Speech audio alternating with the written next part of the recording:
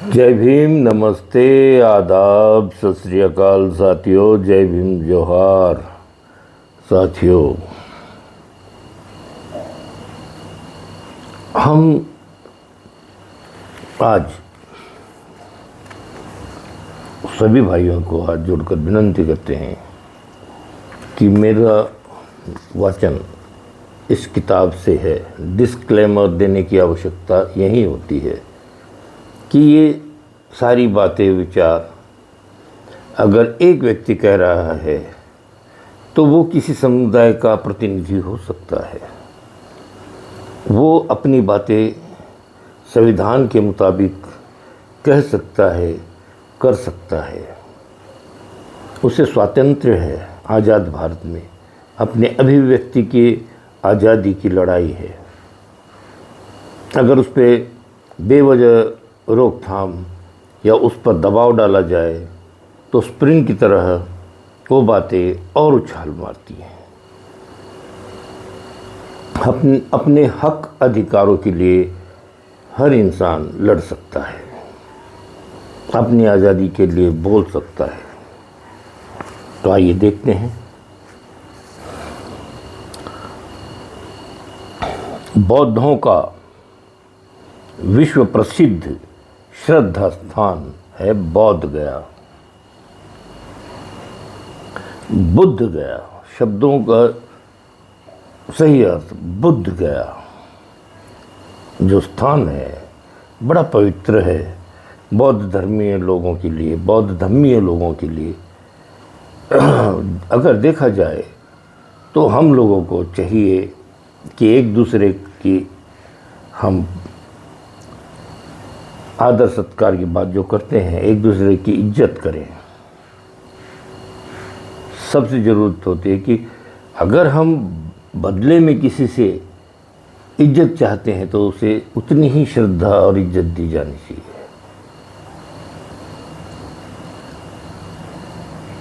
किसी भी व्यक्ति के साथ हिंसा और उस पर अत्याचार नहीं होनी चाहिए।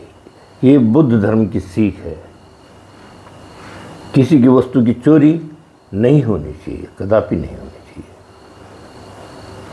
चाहिए। हम लोगों को इसलिए जो वैल्यूएबल थिंग्स हैं उन्हें लोगों तक पहुंचाना चाहिए। चीन में बौद्ध धर्म का प्रवेश कैसे?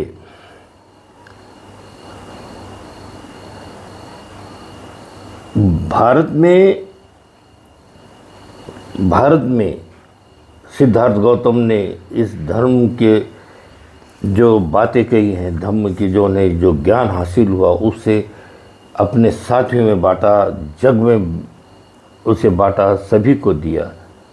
ये ज्ञान उन्होंने अपने तक ही सीमित नहीं रखा। विश्व में वो आज धर्म सबको मौलिक धर्म लगने लगा है। हिंसा कोई नहीं चाहता और हिंसा से उत्कर्ष नहीं हुआ करता, विनाश ही होता है। इसलिए हम लोगों का दायित्व बनता है कि सब लोग सुखी कैसे जी सकते हैं, इस ओर सबका ध्यान होना चाहिए। चीन में बौद्ध धर्म का प्रवेश कैसे है?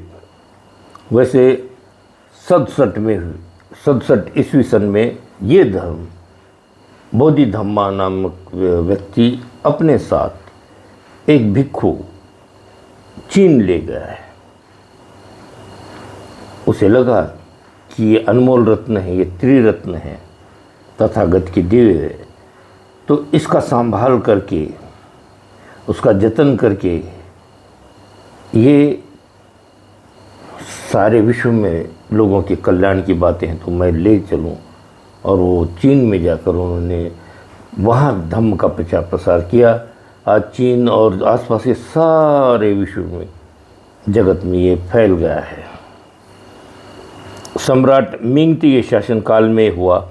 फाहियान 399 में ईस्वी सन में भारत में आया और 19 वर्ष तक उन्होंने भारत में भ्रमण किया। पाटलिपुत्र में रेवत नामक परिवार का मेहमान बनकर वह काफ़ी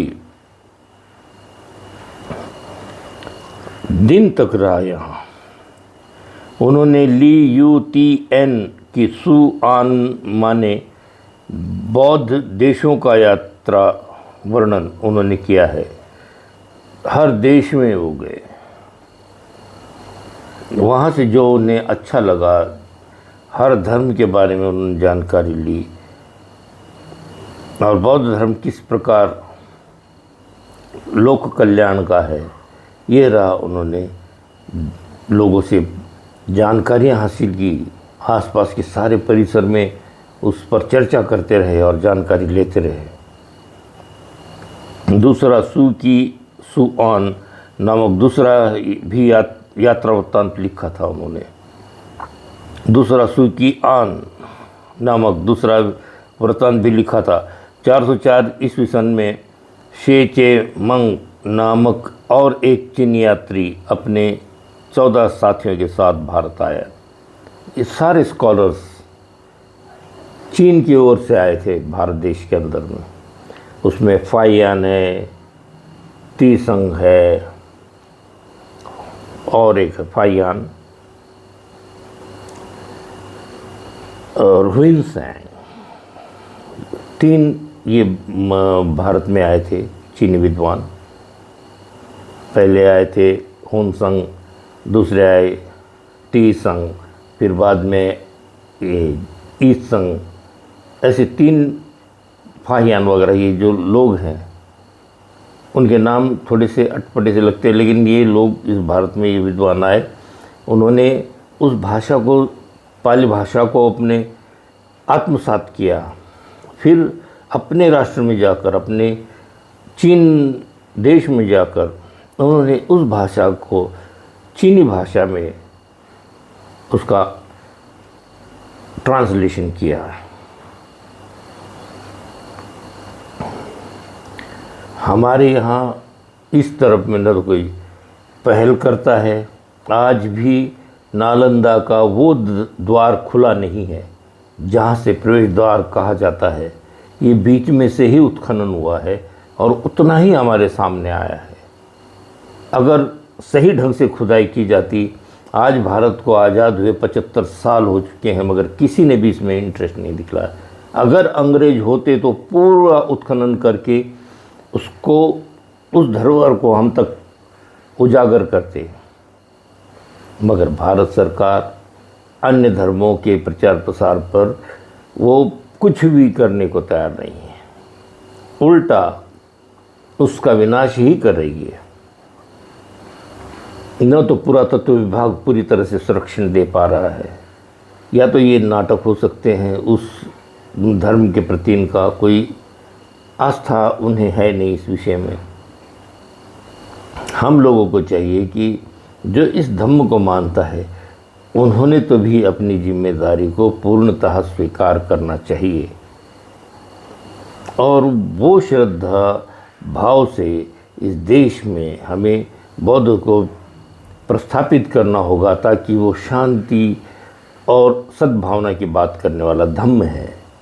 इस ओर हम लोगों का ध्यान होना चाहिए कि हम अपनी वाणी से, अपने नेत्रों से किसी को भी क्षति न पहुंचाए, अपना शरीर से भी हम किसी को तकलीफ न दें। ये हमारा प्रयास होना चाहिए। समाज में शांति और भाईचारा फैले, इस ओर हमारा लक्ष्य होना चाहिए। पुरातत्व विभाग को अपनी जिम्मेदारियों का आज भी एहसास नहीं है।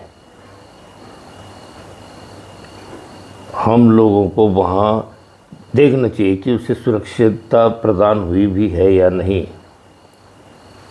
ये मौलिक त्रिरत्नों का ह्रास हो रहा है। इस ओर हमें पूरी तरह से सजग रहकर ध्यान देना होगा। उतना हम लोगों को अपने साहित्यों का निर्माण लोगों तक पहुंचाना होगा।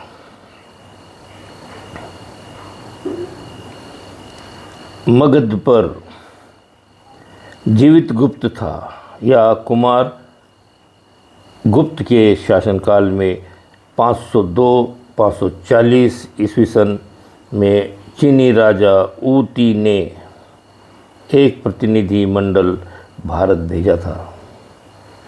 देखिए सुरक्षित किस तरह रहा, अन्यथा नालंदा को आग के स्वाधीन करके 6 महीनों तक उसमें जो ग्रंथ संपदा जली, उससे संकट बौद्धों पर ही आया है। विश्व में वो जो धरोहर थी, सबके कल्याण की बातें उनमें उन ग्रंथों में संग्रहित थी, वो सब जलकर नष्ट हो गए। लेकिन त्रिपिटक बर्मा में सुरक्षित रहा। वहाँ से बाद में पूरे धीरे धीरे सारे विश्व में फैल गया त्रिपिटक। ये बातें लोकहित की है। किसी से चुरा कर रखना, किसी से छिपा कर रखने की ज़रूरत ही नहीं थी कि ये लोक कल्याण की बातें हैं, तो ये सर्व जगत के कल्याण की बातें हैं। किसी एक के स्वार्थ के लिए नहीं वो बातें कही गई हैं। तो साथियों, हम लोग सजग रहें, हम लोग अपना इतिहास जानें, अनमोल इतिहास है। त्रिरत्नों को हम शरण जाएं, उन्हें हम देखें, उन चीज़ों में है क्या ऐसी शक्तियाँ। त्रिरत्न अनमोल है। बुद्ध, धम्म और संघ, ये तीनों क्या सिखलाते हैं इंसान को, कैसे संस्कार करते हैं। षडायतन से बचने का जो मार्ग है, द 4 नोबल ट्रूथ्स हैं, 4 आर्य सत्य है। दुख है तो दुख का विनाश भी है, निरोध कर सकते हैं हम उसका। दुखों से मुक्त होने के लिए अठांगिक मार्ग बताया गया है, उस पर चलना हमारी जिम्मेवारी बनती है। तो इसलिए